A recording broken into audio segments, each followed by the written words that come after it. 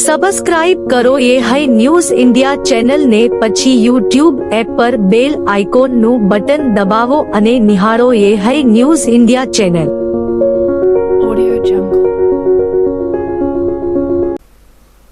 રાજકોટમાં અગ્નિકાંડ થયા બાદ શાળાઓ ખુલતા જ પોલીસ તંત્ર દ્વારા સ્કૂલ વાન અને સ્કૂલ રિક્ષાઓ સામે કડકાઈથી કાર્યવાહી કરાતા ડીસામાં સ્કૂલ વાન સંચાલકો દ્વારા નાયબ કલેક્ટરને આવેદનપત્ર આપી પોલીસ દ્વારા કરાતી ખોટી હેરાનગતિ બંધ કરવા રજૂઆત કરવામાં આવી હતી.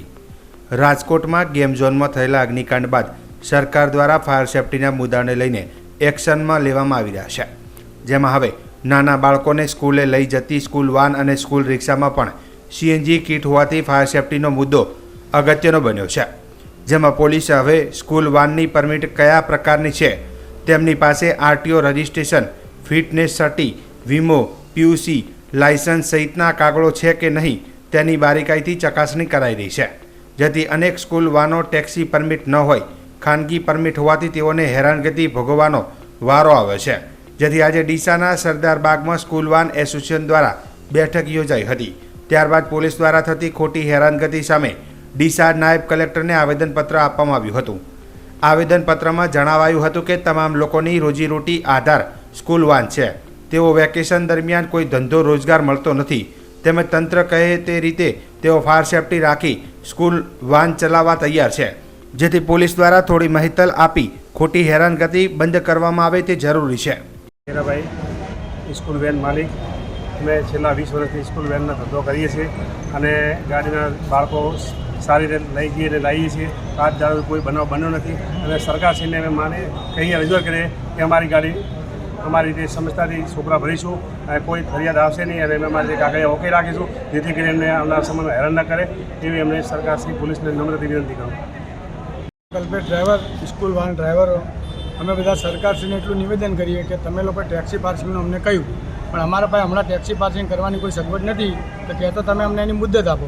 અને બીજું કે આટલા 2 મહિનાથી સ્કૂલ વાનો બધી બંધ હતી અને હવે અમારો ધંધો રોજગાર સ્કૂલ વાન ઉપર નભે છે.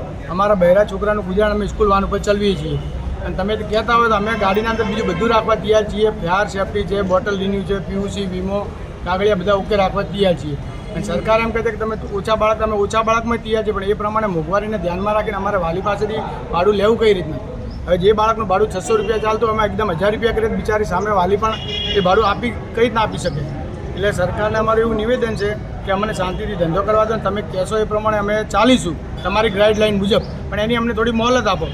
અને ખોટી રીતે ગાડીઓ ડિટેન કરો તો તમે 10,000 15,000 દંડ ફટકારો તો બિચારો આમ માણસ ગાડી બી ખોવે, પૈસા એની જોડે હોય નહીં, તે કઈ રીતના ચાલવી શકીએ અમે.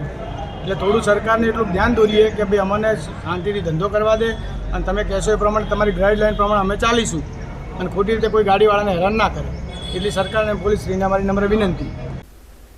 પાવાગઢમાં ભગવાન તીર્થકરની મૂર્તિઓ ખંડિત કરવા મુદ્દે જૈન સમાજમાં ભારે રોષ છે. ત્યારે પાલનપુર ખાતે સકળ જૈન સંઘ દ્વારા ઉગ્ર સૂત્રોચ્ચાર વચ્ચે વિરોધ વ્યક્ત કરવામાં આવ્યો હતો. બાદમાં જિલ્લા કલેક્ટરને આવેદન સુપ્રત કરાયું હતું, જેમાં ન્યાય નહીં મળે તો આંદોલન છેડવાની ચીમકી જૈન સમાજે ઉચ્ચારી હતી.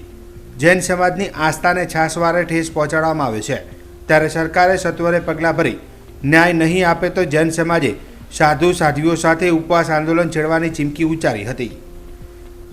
આ અંગે આવેદન પાઠવા આવેલા આગેવાન ચેતન શાહે જણાવ્યું હતું કે જૈન સમાજ દ્વારા રેલી યોજવામાં આવી છે, જેનો મુખ્ય ઉદ્દેશ એ છે કે પાવાગઢની અંદર પ્રાચીન પ્રતિમાઓ હતી જેને ખંડિત કરવામાં આવી છે, તોડી નાખવામાં આવી છે. આવું કૃત્ય ઇતિહાસમાં બીજી વખત જોવા મળ્યું છે. પ્રથમ વખત પાલીતાણામાં થયું હતું. અમારા જૈન સાધુ સંતો ભારતભરની અંદર વિહારે કરે છે, કેટલાક અકસ્માતો પણ બને છે, પરંતુ સરકાર દ્વારા કોઈપણ જાતના પગલાં લેવામાં આવતા નથી. એ ફાઇલો એમને એમ દબાવી દેવામાં આવે છે. જૈનોને ન્યાય પ્રકારની વસ્તુ મળતી નથી. અમે સરકાર પાસે આશા રાખીએ છીએ કે સરકાર અમારી માગણીને સંતોષશે. જૈન સમાજ દ્વારા રેલી કાઢવામાં આવી, જેનું મુખ્ય ઉદ્દેશ્ય છે પાવાગઢ તીર્થની અંદર પ્રાચીન પ્રતિમાઓ હતી જેને ખંડિત કરી નાખવામાં આવી, રહેસી નાખવામાં આવી, તોડી નાખવામાં આવી. આવું કૃત્ય ઇતિહાસની અંદર બીજી વખત જોવા મળ્યું છે. જ્યારે પ્રથમ વખત પાલિતાણાની અંદર થયું છું, જે ત્યાં પાલિતાણાની અંદર પણ રિઝલ્ટ કંઈ ના મળ્યા બરાબર હતું. અમારા સાધુ સંતો, જૈન સાધુ સંતો ભારતભરની અંદર વિહાર કરે છે, જેની અંદર કેટલાય અકસ્માતો બને છે, પણ સરકાર વતી કોઈ પણ પ્રકારના પગલાં લેવામાં આવતા નથી અને એ ફાઇલો અમને દબાવી દેવામાં આવે છે અને કોઈ પણ જૈનોને ન્યાય પ્રકારની વસ્તુ મળતી નથી. અમે સરકાર પાસે આશા રાખીએ છીએ, સરકાર અમારી માંગણીને સંતોષે એવી અમે આશા રાખીએ છીએ. મારું નામ ચેતનજી શાહ, પાલનપુર. શ્રેષ્ઠ ધર્મ છે અને સૌથી શાંતિપ્રિય પ્રજા એવા અમે લોકો જૈનો અને અમારો જૈન ધર્મ, જ્યારે તમને તમારા પિતાની કોઈ ફોટો હોય અને પિતા સ્વર્ગસ્થ થયેલા હોય એ ફોટાને કોઈ લાત મારીને પાડી દે ત્યારે તમને કેવી લાગણી અનુભવાય અને કેટલું દુઃખ થાય. એવા અમારા પરમપિતા પરમાત્મા, એવા જે પરમેશ્વર પરમાત્મા છે, નેમિનાથ ભગવાનની પ્રતિમા પાવાગઢના ડુંગર ઉપર સાઈડમાં હતી અને રોજ પૂજા સેવા બધું થતું હતું, પણ ના, ત્યાંના મેનેજિંગ તંત્રને એવું લાગ્યું કે ત્યાં ગંદકી ફેલાઈ રહ્યા છે. એ લોકોએ ત્યાંની મૂર્તિને ઉપાડી અને કચરાના ઢગલામાં નાખી દીધી. એટલું જ નહીં, એ મૂર્તિને ખંડિત પણ કરી. હવે અમારી લાગણી દુભાઈ એનું શું? હવે તમે એમ કહો છો કે અમે એ મૂર્તિને સ્થાપિત કરીશું, પણ તૂટેલી મૂર્તિ અમારે કઈ રીતે સ્થાપિત કરવાની? અમારે એટલો ન્યાય જોઈએ છીએ. જેને પણ આ કૃત્ય કર્યું છે એને સજા થવી જ જોઈએ. જો સજા નહીં થાય તો અમે જેમને ચૂંટીને મોકલ્યા છે એમને અમારા પરનો ભરોસાનું શું? ભરોસાનું ખંડન કર્યું છે. બસ અમે એટલું જ ચાહીએ છીએ. જો આ કાર્ય નહીં થાય તો અમે લોકો ગાંધી ચિંધ્યા માર્ગે ઉપવાસના આંદોલન પર ઉતરશું. અમારા તમામ સાધુ સાધ્વી, અમારા પાલનપુરની નહીં, ગુજરાતની નહીં, સમગ્ર ભારતની નહીં, સમગ્ર વિશ્વની પ્રજા આંદોલન કરશે. ભલે શાંતિપ્રિય રહ્યા પણ અમે હાથમાં બંગડી નથી પહેરી. જય જય શ્રી, જોરથી બોલો. મારું નામ છે બીજલબેન પ્રદીપભાઈ ધાણદારા. માત્ર અમારી નહીં, સમગ્ર જૈન સમાજની છે. દરેક ધર્મને પોતાના ભગવાન પ્રત્યેનું બહુમાન હોય અને એમાં વિશ્વમાં શ્રેષ્ઠ તેવો જૈન ધર્મ અને એના પરમાત્મા ખંડિત કરવામાં આવ્યા છે. એ ઘણું જ જઘન્ય કૃત્ય થયું છે. ભાજપના રાજ્યમાં જો ભાજપવાળા જ સુરક્ષિત નહીં હોય, સમગ્ર જૈનો ભાજપના જ કાર્યકરો છે અને જો ભાજપના રાજ્યમાં ભાજપના કાર્યકરો સુરક્ષિત નહીં હોય, એમના પરમાત્મા સુરક્ષિત નહીં હોય તો ક્યાં જઈને રહીશું અને કોને ફરિયાદ કરશું?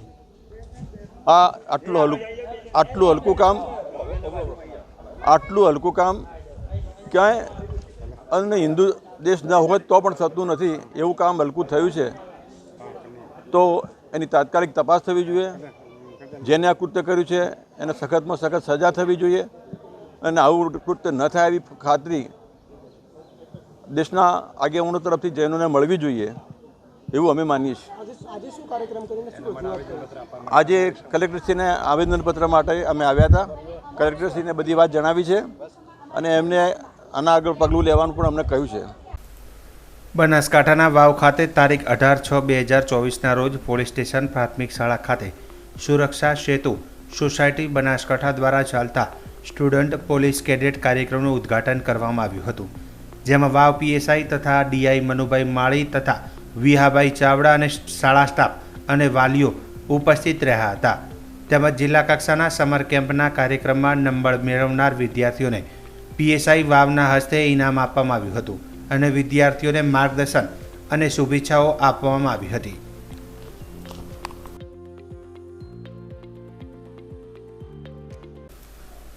નીટ પરીક્ષાનું પરિણામ જાહેર થયા બાદ હવે છેડછાડના સવાલો ઉઠ્યા છે.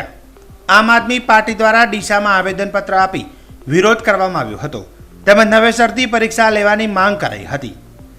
નીટની પરીક્ષામાં ગેરરીતિને લઈને વિવાદે હવે જોર પકડી રહ્યો છે. આ જ કારણ છે કે હવે વિપક્ષ પણ સરકાર સામે સતત આક્રમક વલણ અપનાવી રહ્યું છે. હવે આમ આદમી પાર્ટીએ દિલ્હી સહિત દેશના તમામ રાજ્યોમાં વિરોધ કરાયો છે. ડીસામાં પણ આમ આદમી પાર્ટી દ્વારા નાયબ કલેક્ટર નેહાબેન પંચાલને આવેદનપત્ર આપવામાં આવ્યું હતું, જેમાં જણાવ્યું હતું કે નીટની પરીક્ષામાં ઘણી ગેરરીતિઓ પ્રકાશમાં આવી છે. લાખો બાળકોની મહેનત અને સપનાઓ પર મોદી સરકારના આવા કૌભાંડને કારણે પાણી ફરી વળ્યું છે. દેશના વિદ્યાર્થીઓ આ અન્યાય સહન કરશે નહીં. આવા કૌભાંડ સામે નવેસરથી પરીક્ષાઓ નહીં લેવાય ત્યાં સુધી આમ આદમી પાર્ટી દેશભરમાં વિરોધ પ્રદર્શન કરશે તેમ જણાવ્યું હતું.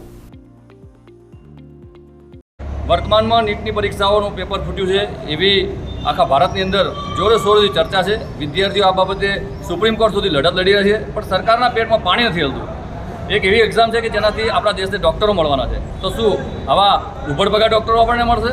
તો આ બાબતે આમ આદમી પાર્ટી બનાસકાંઠા અને ગુજરાત રાજ્યમાં સમગ્ર જગ્યાએ આવેદનપત્ર આપી અને આનો સચોટ વિરોધ દર્શાવી રહી છે. આ બાબતે અમારી માંગ એવી છે કે નીટની પરીક્ષામાં જે લોકોએ પેપર ફોડ્યા છે અથવા જ ગેરરીતિ કરવાનો જેમણે પ્રયત્ન કર્યો છે એમને કડકમાં કડક સજા થાય. અમે તો એવું માનીએ કે આવી મોટી એક્ઝામ હોય ને એની અંદર જે લોકોએ ગેરરીતિ કરી છે એમને ખરેખર તો ફાંસીની સજા જ હોવી જોઈએ. તો એવા કડક નિયમો થાય અને આ પરીક્ષા છે વિદ્યાર્થીના હિતમાં ફરીથી યોજવામાં આવે, કારણ કે આની અંદર લાખોની સંખ્યામાં વિદ્યાર્થીઓએ પરીક્ષા આપી છે અને મોટા પ્રમાણમાં ગેરરીતિથી એવું લોકોને જાણે આવ્યું છે. આમ આદમી પાર્ટી બનાસકાંઠા જિલ્લો આજે ખૂબ જ કડકમાં કડક શબ્દોમાં આ જે ઘટના છે એની નિંદા કરે છે અને ભવિષ્યમાં સરકારને અમારી એક એવી વિનંતી છે અને ચેતવણી પણ છે કે આવી પરીક્ષાઓની અંદર જે વારંવાર પેપરો ફૂટવાની વાતો હોય છે, ગેરરીતિઓ થવાની વાત છે, તો ભાઈ આ બધું આ લોકોના યુવાનો સાથે તમે કેટલા દિવસ ચેડા કરશો? એમના ભવિષ્ય સાથે કેટલા દિવસ ચેડા કરશો? તો આ બાબતે તમે પણ જાગૃત થાઓ અને આ બાબતે જેટલું બની શકે એટલું કડકમાં કડક પગલાં ભરો એવી અમારી આજના દિવસે માંગ છે.